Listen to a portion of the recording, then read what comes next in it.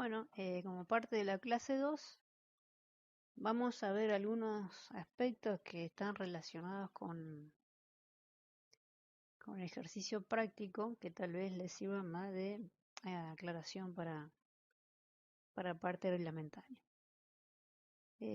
Vamos a introducir el tema, ¿sí? Hablando de la acción del viento sobre las construcciones, ¿sí? Corresponde a la clasificación, según el periodo de acción, corresponde a las cargas variables en el tiempo. La dirección del viento puede considerarse horizontal a los efectos del cálculo y sus efectos sobre las edificaciones. Recordamos que las cargas permanentes son constantes en el tiempo. Cargas permanentes como peso propio, empuje de suelos, empuje de líquidos o fuerza de pretensado, ¿sí? Tienen un tiempo de aplicación prolongado en el tiempo. Su valor permanece constante en el tiempo. Las cargas variables presentan variaciones frecuentes y continuas y tienen una alta probabilidad de ocurrencia. Y las variaciones de su valor son importantes, tales como cargas de uso y sobrecargas, cargas móviles, acción del viento y de la nieve, acciones de temperatura, máquinas y equipos y acciones de sismos. Y por último, las acciones accidentales que tienen una duración pequeña, ¿sí? Pero con valores muy significativos. Su magnitud, la que alcanzan, hacen que se las considere en el cálculo a pesar de su escasa probabilidad de ocurrencia. Tales como impacto de vehículos, explosiones, sismos excepcionales o tornados. El viento produce varias acciones sobre las construcciones, una presión estática sobre las paredes exteriores e interiores de las edificaciones, una acción dinámica que adquiere distintas formas y afecta sobre todo las estructuras flexibles. En casos puntuales puede haber fenómenos violentos como tornados, huracanes, y en estos casos, además de la presión del viento, puede suceder que se arrojen elementos que actúan como proyectiles que impactan sobre las construcciones.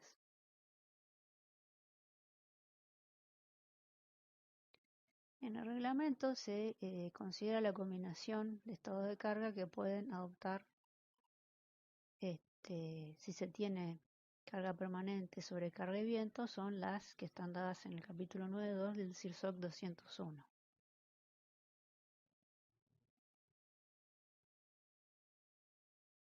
Entonces veamos algunos conceptos. Velocidad de viento. Velocidad básica de diseño es la velocidad que corresponde al promedio de velocidades instantáneas, pico de ráfagas medidas sobre intervalo de 3 segundos en exposición abierta, posición C, a la altura de referencia 10 metros, que tiene una probabilidad anual de 0,02 de ser excesiva una vez en 50 años, ¿sí? Entonces estas velocidades son tomadas en estaciones meteorológicas como se puede ver en las fotos que corresponden a la estación meteorológica Resistencia, ¿sí? Y como lo dice la definición, son velocidades de intervalos de 3 segundos tomadas a una altura de 10 metros con exposición C. El CIRSOC permite 3 procedimientos distintos, un procedimiento analítico, uno simplificado y uno de túnel de viento. El procedimiento analítico es para las construcciones más comunes, que cumplen ciertas condiciones que el reglamento establece, y el reglamento nos proporciona fórmulas para evaluar esas presiones y acciones del viento. Después tenemos el procedimiento simplificado, que es más acotado para condiciones más específicas, y el procedimiento de túnel del viento, que si nuestra estructura no cae dentro de lo que son las estructuras convencionales o regulares, se recomienda estudiar la estructura en túnel de viento. El procedimiento analítico se puede usar en una construcción que tiene forma regular, ¿sí? Y que no se ve afectada por fenómenos dinámicos, como cargas transversales de viento, desprendimiento de vórtices, inestabilidad debido a galope o flameo, o que sufran el golpeteo de la estela de otras construcciones. La velocidad básica se obtiene del mapa, figura 1A o tabla figura 1B del reglamento. Después tenemos un factor de KD, direccionalidad, ¿sí? Que es función del tipo de estructura y tiene en cuenta la probabilidad reducida de que los vientos máximos provengan de cualquier dirección y de la probabilidad reducida de que los coeficientes de presión máximos ocurran en cualquier dirección. Este factor se utiliza cuando el viento va a ser tenido en cuenta en combinación con otras cargas, como vimos en las diapositivas anteriores. El factor de importancia, que para construcciones comunes es 1, sube a 1,15 para construcciones esenciales y baja a 0,87 para construcciones precarias. La categoría de exposición tiene en cuenta la rugosidad del terreno y para cada una se calcula con la variación de altura según el coeficiente kz. ¿Sí? En los comentarios del reglamento tenemos imágenes representativas de lo que exponen como exposición A y D. Exposición B, este es un ejemplo de exposición terreno suburbano. Esta es otra imagen que también característica de terrenos suburbanos. Y la zona de exposición C, que generalmente se denominan zonas rurales y descampados.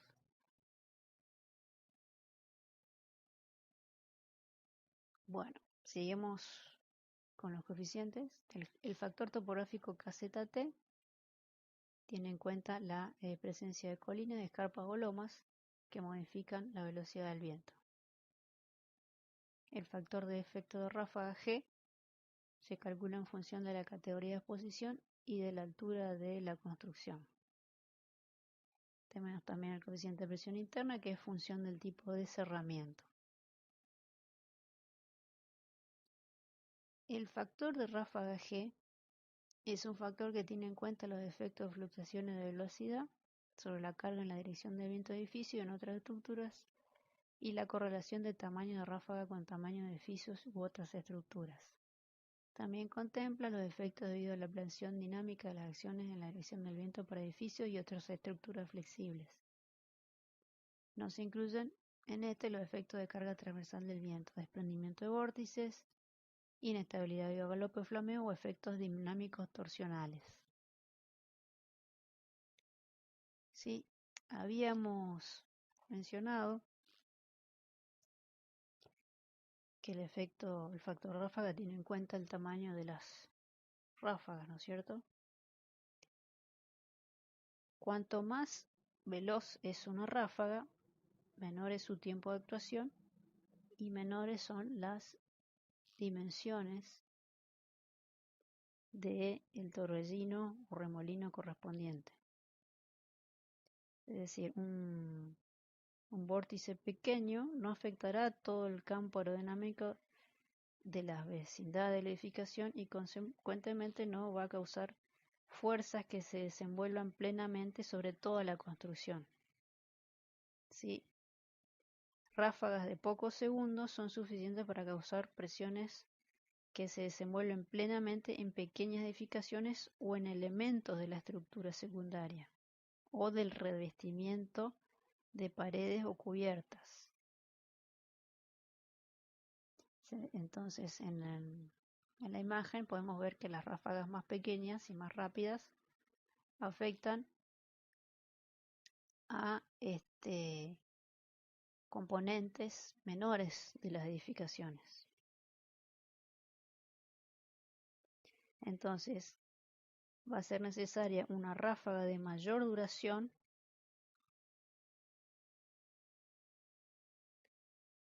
para que la presión correspondiente se desenvuelva en toda la edificación. ¿Sí? De modo general,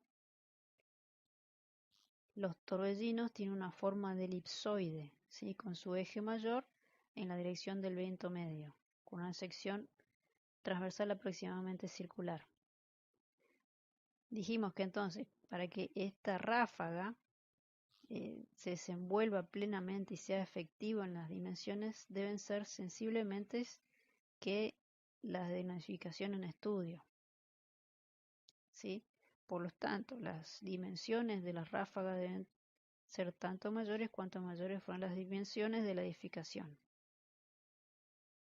Entonces, con base a estas consideraciones, en las normas británicas y brasileras se adoptan los siguientes valores de duraciones de ráfagas, ¿sí?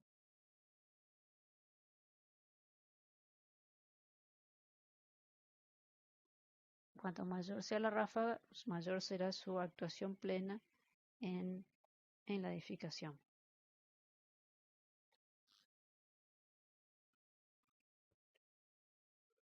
El factor de ráfaga G puede tomar el valor 0,85 para estructuras rígidas, o también el reglamento da la opción de que puede ser calculado para estructuras rígidas mediante las presiones provistas por el reglamento.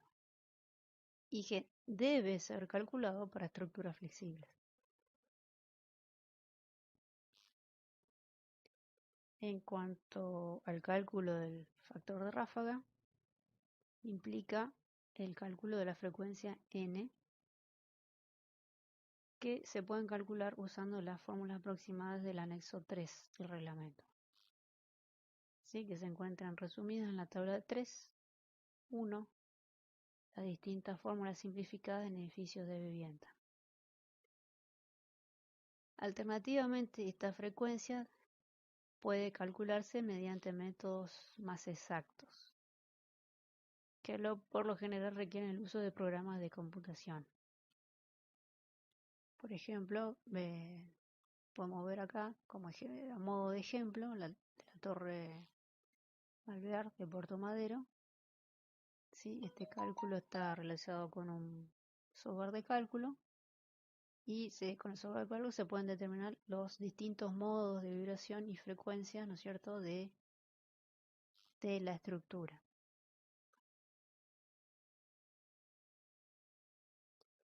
Una aclaración respecto de la aplicación del factor kZt. Este factor se aplica,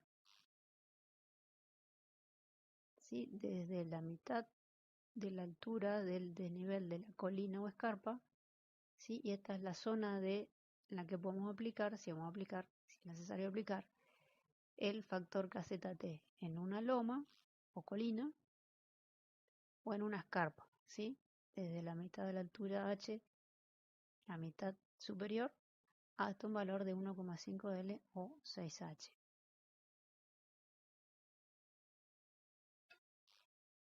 Los coeficientes de presión externa se dan en figura y tabla para el sistema principal resistente a la fuerza del viento, separado de los coeficientes que corresponden a componentes y revestimientos.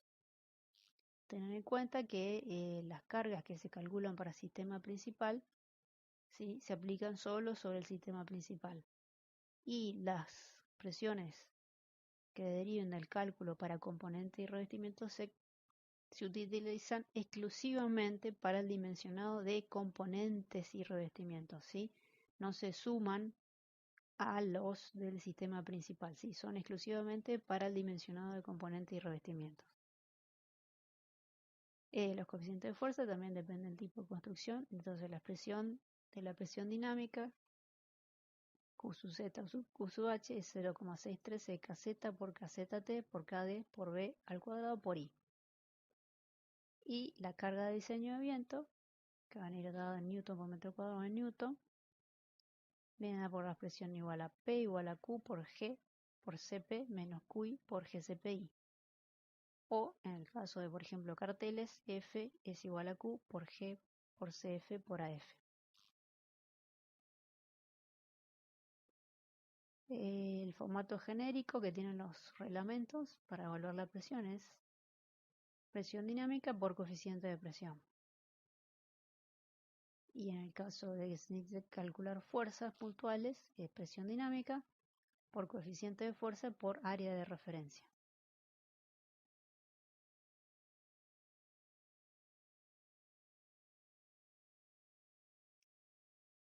Bueno, acá se está mostrando la ecuación de la presión de diseño para el sistema principal, resistente para edificios de todas las alturas. Vemos que el factor de ráfaga es un factor separado del factor del coeficiente de presión.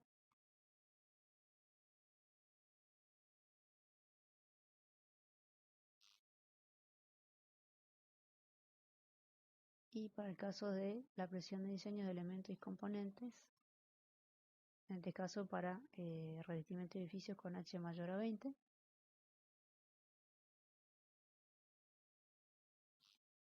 la fuerza que el valor de la fuerza de viento para diseño de edificios abiertos y otras estructuras,